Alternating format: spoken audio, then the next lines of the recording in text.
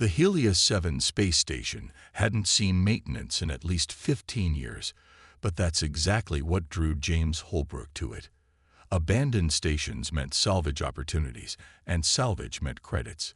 His small ship, affectionately named the Wrench, docked with a gentle thud against the station's emergency airlock.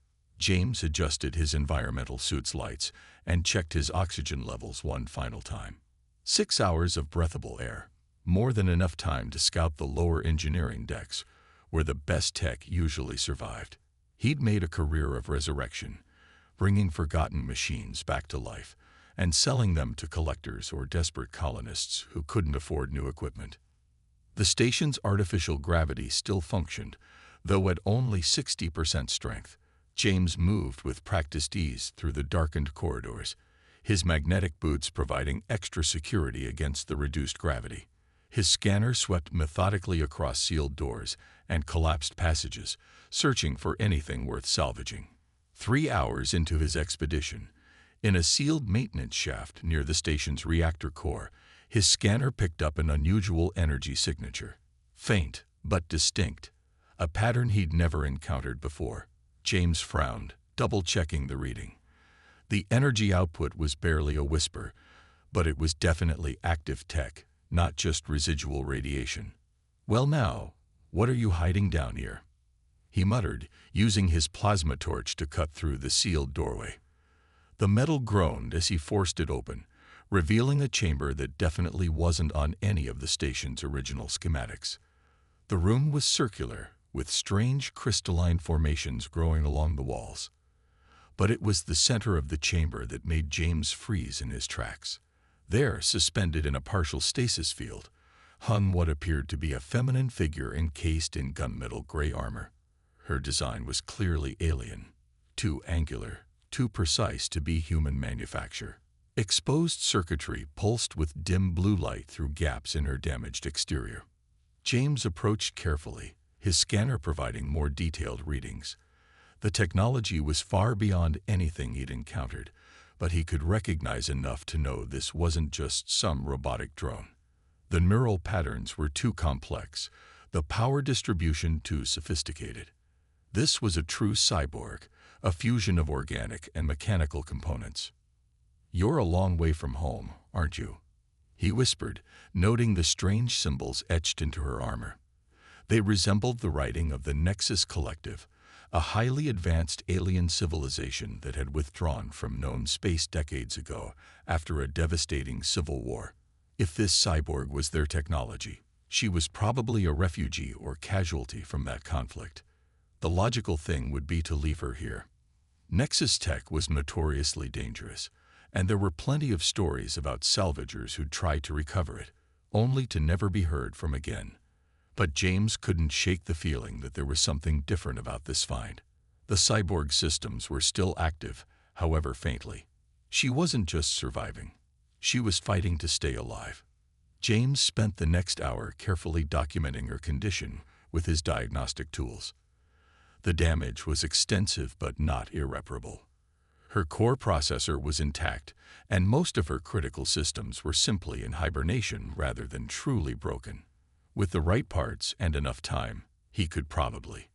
He shook his head. "This is crazy, Holbrook. You're not equipped for this kind of project." But even as he said it, his hands were already working to stabilize her power core for transport. He'd need to modify his ship's cargo bay to accommodate the stasis field, and he'd have to call in every favor he had with parts dealers across 3 systems. But something told him this was important. It took nearly 2 hours to safely disconnect her from the station's systems and transfer her to his ship. By the time James had her secured in his cargo hold, his oxygen reserves were running dangerously low. As he piloted the Wrench away from the station, he couldn't help glancing at the video feed showing his mysterious passenger. "I really hope I'm not making a huge mistake," he muttered, plotting a course to his workshop on the mining outpost of New Ceres. The station slowly receded behind them, its secrets once again swallowed by darkness. But James had already made his decision. Whatever, or whoever, she was, he was going to try to save her. His workshop wasn't much, but it was well equipped for someone who specialized in bringing dead machines back to life. The main bay could accommodate vehicles up to small shuttle size, with a comprehensive diagnostic center and fabrication units that could replicate most standard parts. It wasn't state-of-the-art, but James had modified every piece of equipment himself, optimizing them far beyond factory specifications. Over the next several days, James worked tirelessly to stabilize the cyborg systems. Each layer of armor he carefully removed revealed new mysteries. Her internal architecture was like nothing he'd ever seen. Organic tissue seamlessly merged with synthetic components in ways that defied conventional engineering. The Nexus Collective's technological advancement hadn't been exaggerated in the stories. What troubled him most were the combat systems he discovered. This wasn't just some civilian model or exploration unit. She was a weapon, designed for warfare on a scale that humans had rarely encountered. Her arms contained dormant energy weapons that could probably vaporize his entire workshop. Defensive systems were layered throughout her frame, and her neural processor was clearly optimized for tactical analysis and threat response. But there was something else too, something in the way her systems were integrated that spoke of more than just military efficiency. The Nexus Collective had created something that transcended simple machinery. There was an artistry to her design, a harmony between organic and synthetic that suggested her creators had sought to achieve more than just raw combat capability. As James completed his initial repairs, he found himself talking to her, explaining what he was doing even though her consciousness remained dormant. "You're lucky you ended up somewhere cold," he said while replacing a damaged power conduit. "Your backup systems were able to maintain core functions at minimal power. A few more years, though." He shook his head. "Let's just say you picked a good time to be found." Finally, after nearly 2 weeks of intensive work, James prepared for the first attempt at full reactivation. He'd installed every safeguard he could think of, including emergency shutdown protocols tied to his workshop's power grid. If something went wrong, he could cut her power in seconds. "All right," he said, double-checking his diagnostics one final time. "Let's see if all this work paid off." His fingers moved across the control panel, initiating the startup sequence they'd rehearsed dozens of times. Power began flowing through her restored systems, building gradually to operational levels. For a moment, nothing happened. Then her eyes opened, glowing with an intense violet light that filled the workshop. James held his breath as her systems came online one by one, centuries-old technology awakening to a world very different from the one it had known. The cyborg's head turned toward him, servos whirring smoothly thanks to his careful restoration. Her voice, when it came, was surprisingly melodious despite its synthetic origins. System initialization complete. Tactical assessment protocols engaging. Unknown human entity detected. Threat assessment required. James raised his hand slowly, keeping his voice calm and steady. "My name is James Holbrook. I found you in an abandoned station and brought you here for repairs. You were badly damaged, but I've managed to restore most of your primary systems." Her eyes narrowed, scanning him with invisible sensors. "You are not Nexus personnel. You have no authorization to access this unit. Explain your actions." And with those words, James realized his work was only beginning. Bringing her systems back online had been the easy part. Now came the real challenge, helping her understand that the war she was built for was long over, and that perhaps there was more to her existence than what her creators had intended. James watched as the cyborg systematically tested each of her restored systems, her movements precise and deliberate. Despite his safeguards, he knew he was severely outmatched if she decided he was a threat. Her combat capabilities made that abundantly clear. "Your repairs are competent," she stated, examining her restored arm mechanisms. "Though your methods are primitive by Nexus standards. Current temporal displacement. Requesting synchronization." "It's been about 70 years since the Nexus Civil War ended," James explained carefully. "The collective withdrew from known space. Most of their installations were abandoned or destroyed. The cyborg went perfectly still, her violet eyes flickering as she processed this information. 70 years, 3 months, 14 days since last active memory. This exceeds acceptable parameters for tactical deployment. Primary mission parameters cannot be fulfilled. Strategic reassessment required. James pulled up a chair, keeping his movements slow and non-threatening. Do you have a designation? Something I can call you? Unit designation NK-937, Advanced Combat and Tactical Assessment Series. She paused, her head tilting slightly. You addressed me as an individual entity. This is incorrect. I am equipment. Equipment doesn't fight to stay alive like you did, James countered. Your core systems maintained minimal function for decades. That shows more than programming. It shows will. He gestured to his diagnostic displays. I've worked with machines my entire life. You're something different. NK-937's eyes narrowed. You are attempting to anthropomorphize a military asset. This is inefficient and... She stopped abruptly, her frame tensing. Memory fragment surfacing. Unauthorized emotional subroutine detected. James leaned forward, intrigued. Tell me about it. I remember fire. The station was burning. Primary directives required protecting command staff during evacuation. But there was a child. Human child. Non-military. Tactically irrelevant. Her voice wavered slightly. I diverted from mission parameters. Protected the child instead. This action was incorrect. Inefficient. Yet, I would do it again. Because you made a choice, James said softly. Your own choice, not just programming. NK-937 stood abruptly, moving to examine her reflection in a burnished metal panel. This unit's behavioral core shows signs of corruption. The Nexus protocols are clear regarding such aberrations. I should initiate emergency shutdown and await proper decommissioning. Or, James suggested, you could consider another possibility. Maybe your creators built you to be more than just a weapon. The level of sophistication in your neural networks, the integration of organic components, that goes beyond military necessity. He pulled up detailed scans of her internal systems on his main display. Look at these pathways here and here. They're not optimized for combat routines. They're designed for growth, for adaptation. You weren't just programmed. You were meant to learn, to evolve. NK-937 processed this silently, her internal systems humming as combat protocols warred with emerging consciousness. Your hypothesis lacks sufficient evidence. Yet, accessing memory fragments, there were others. Like me, we were not merely soldiers. We were becoming. What happened to them? James asked gently. The war changed, escalated. Those who created us began to fear what we might become.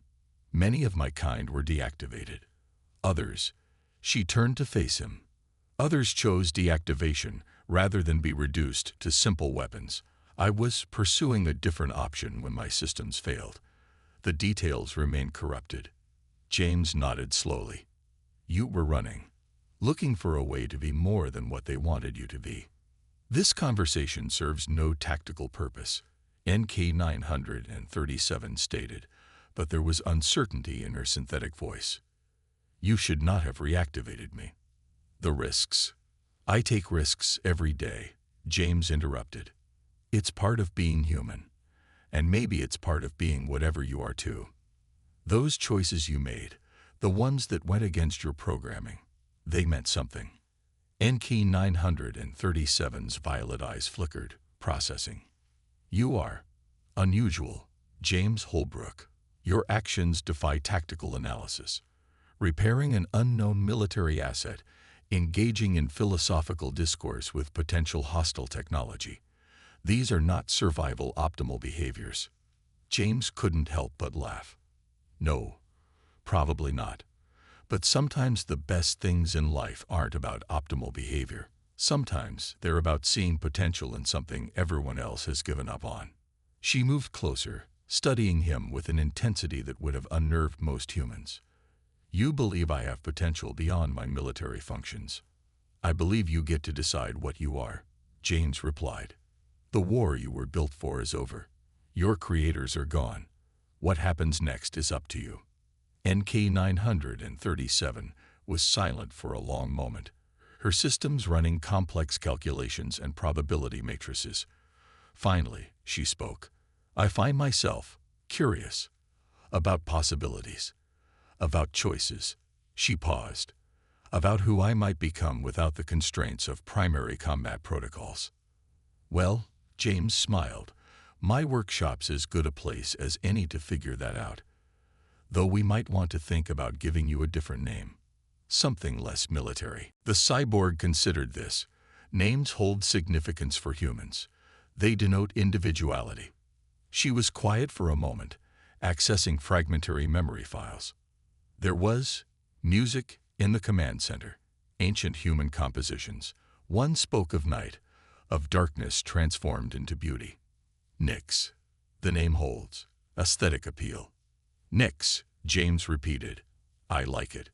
Though I have to warn you, my expertise is mostly with machines, helping someone discover their identity. That's new territory for me. Then we shall navigate this uncertainty together, Nyx replied. Though my tactical systems advise maintaining combat readiness, your workshop's security measures are inadequate. James raised an eyebrow, worried about something specific. Nexus technology is highly valued. My presence here presents significant risk. There are organizations that would terminate you simply for possessing knowledge of my systems. She straightened, combat routines engaging subtly. This is tactically relevant as you have expended considerable resources on my restoration. Your continued survival has become a strategic priority. That's either the most roundabout or the most direct way anyone's ever offered to watch my back. James chuckled. But you might be right about the security. Though first, we should probably focus on getting the rest of your systems fully operational. That memory core still has a lot of corrupted data we might be able to recover. Nyx nodded, but her sensors were already scanning the workshop's perimeter. She had made a choice to trust this unusual human, to explore the possibility of being more than a weapon. But her combat protocols weren't entirely wrong. They were vulnerable here. And something in her damaged memory suggested that the past she was slowly remembering might not stay buried forever.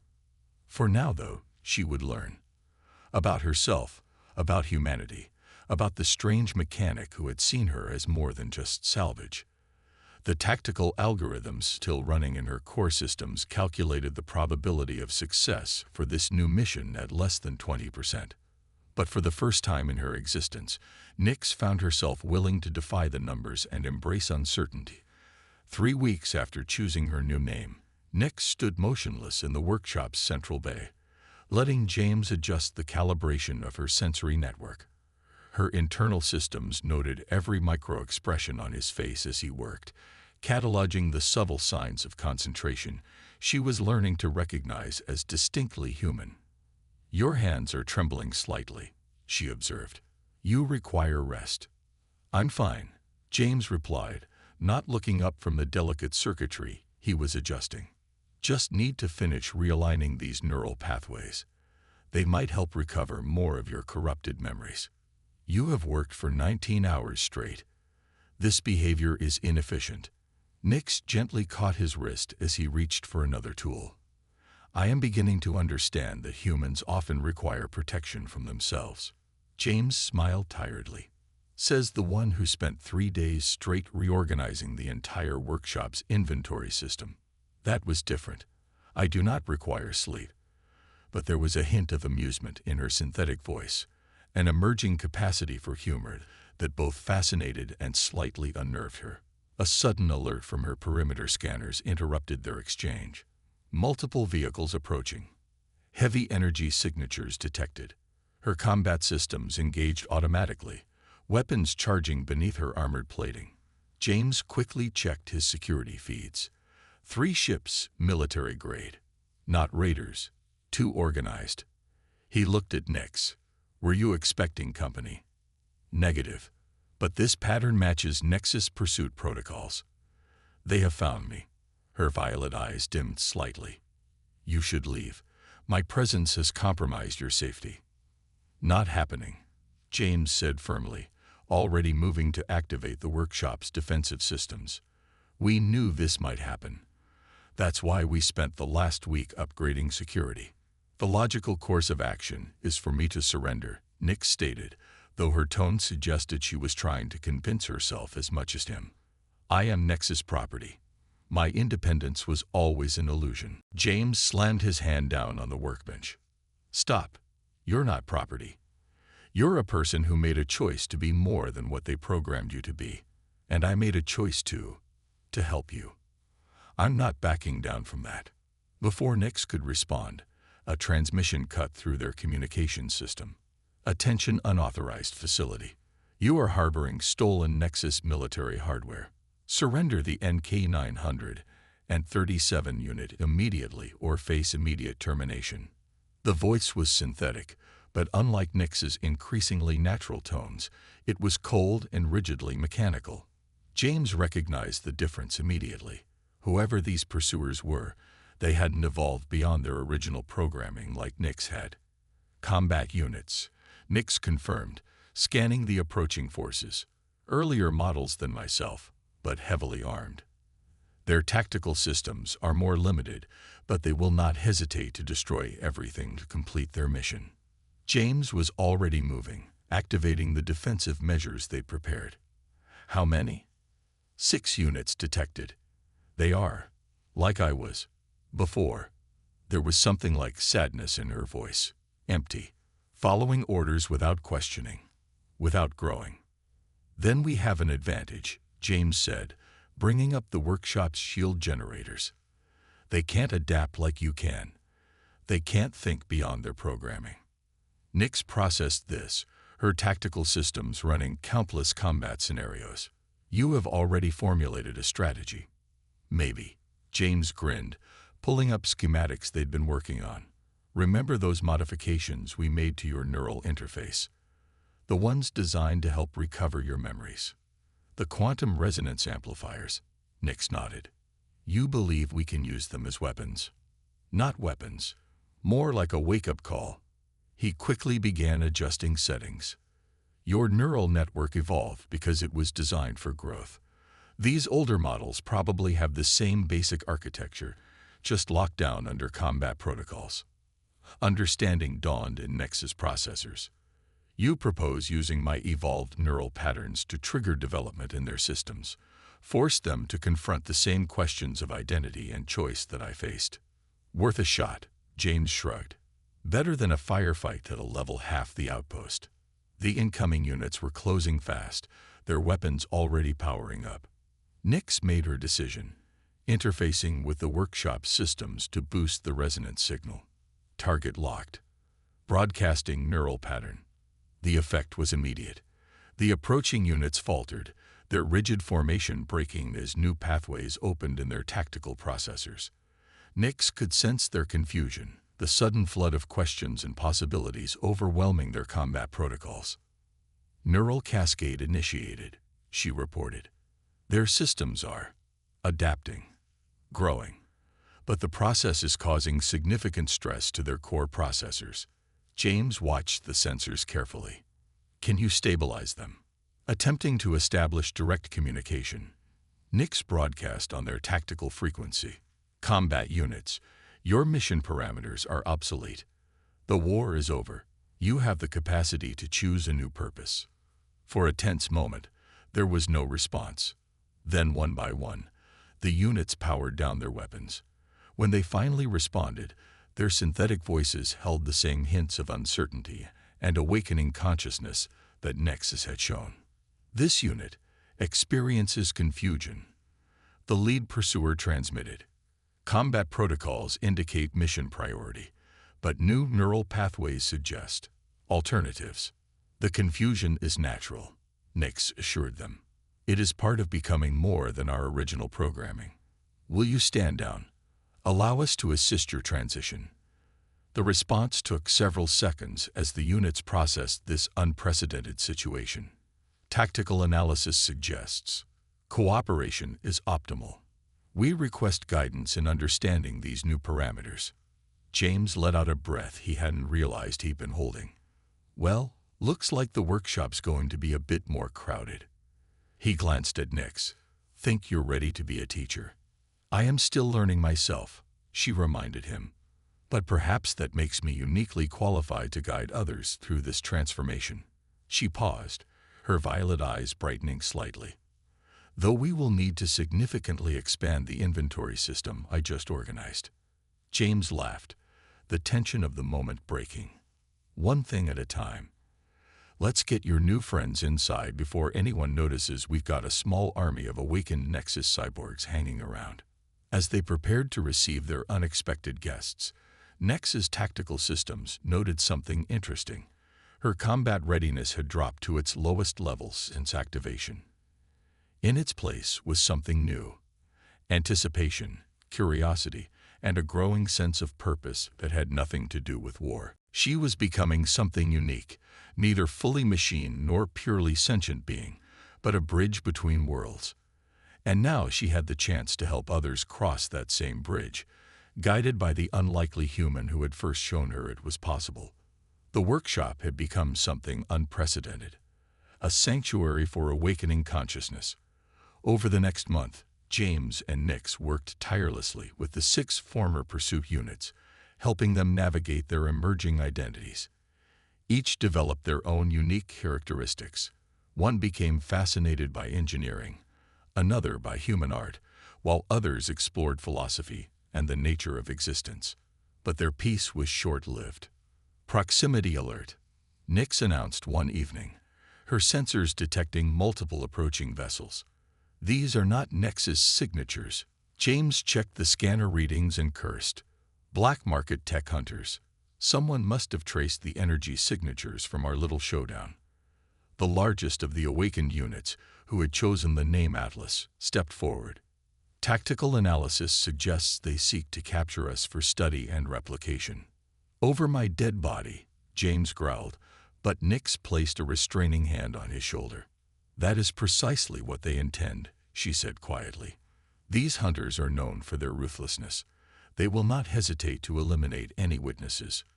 The workshop's communication system crackled to life with a transmission that confirmed their fears. A gruff voice filled the room. To the operator of this facility, we know you're harboring advanced Nexus tech. Our clients are offering generous compensation for intact specimens. Cooperate, and you might survive this exchange. James looked at the assembled cyborgs, no longer just machines, but individuals he'd come to know and respect.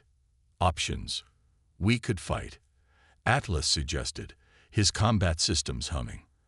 Our combined capabilities exceed their military potential, and destroy half the outpost in the process. Another unit, Nova, countered. We chose to be more than weapons. We should not revert to violence as our first solution. Nyx had been silent, her processors analyzing multiple scenarios. There is another way, she said finally. But it requires trust. Complete trust. James recognized the tone in her voice. You have a plan.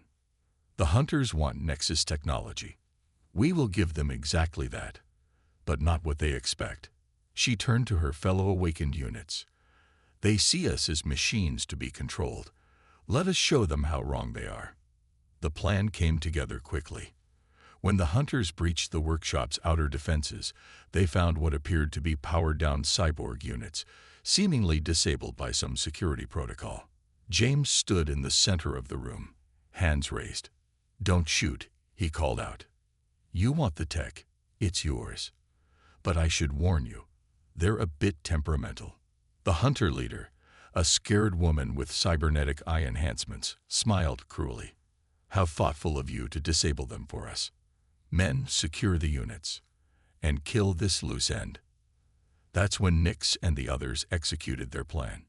Instead of attacking physically, they'd broadcast the same neural resonance pattern that had awakened them, but modified, targeted at the hunters' cybernetic enhancements.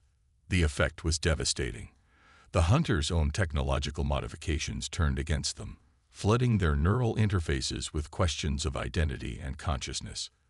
Some collapsed, overwhelmed by the sudden expansion of awareness.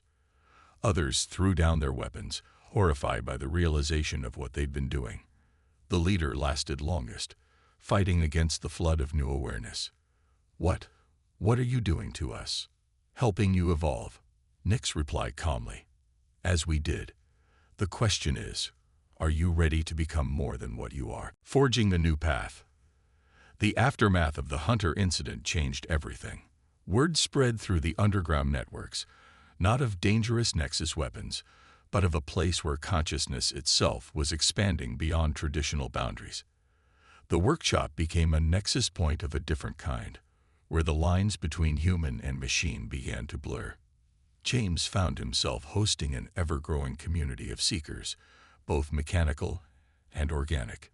Some came looking for enlightenment, others for purpose. All found something unexpected. We're going to need a bigger workshop, he joked to Nyx one evening, watching as she helped a recently awakened maintenance bot understand its new awareness. Perhaps what we need is something more, she replied. Her violet eyes seemed brighter these days, filled with purpose. The galaxy is changing, James. The boundaries between organic and synthetic life are dissolving. Someone needs to help guide that transformation. Are you suggesting what I think you're suggesting? The Nexus Collective withdrew because they feared what they had created, but perhaps it is time for a new collective, one built on cooperation rather than control. She gestured to the diverse group gathered in the workshop. We have already begun it here. James considered this. An organization dedicated to helping both synthetic and organic life evolve together. That's ambitious, even for us. You taught me that the best things in life aren't about optimal behavior, Nyx reminded him. They're about seeing potential where others see only machinery. The former hunter leader, who now called herself Raven, joined their conversation. Most of my team wants to help. We've seen both sides now. The worst of humanity and the best of what we can become together. Count us in. Over the next year, their small workshop grew into something unprecedented. The foundation for synthetic organic evolution. James and Nyx worked together to create a place where barriers between artificial and organic intelligence could be safely explored and transcended. They faced opposition, of course. Some humans feared the implications of evolving artificial consciousness. Some machines rejected the idea of emotional growth. But for every skeptic, there were twice as many who recognized the potential of their work. One evening, as they watched a group of newly awakened units discussing philosophy with human students, James turned to Nyx. Did your tactical systems ever calculate the probability of all this happening when you first woke up? The probability was approximately 0.34%. She replied with what had become her characteristic subtle humor. Fortunately, you taught me that some things are beyond calculation. Speaking of calculations, James said, pulling up a diagnostic panel, your neural network has evolved beyond anything in my original repairs. You're literally growing new pathways every day. As are you, Nyx observed. Your neural patterns show increased complexity since we began this work. We are all evolving together. James smiled, watching the diverse group of humans and machines working together in harmony. You know, when I found you in that abandoned station, I thought I was just salvaging another piece of forgotten tech. Instead, I found the future. No, Nyx corrected gently. You found a partner to help build it.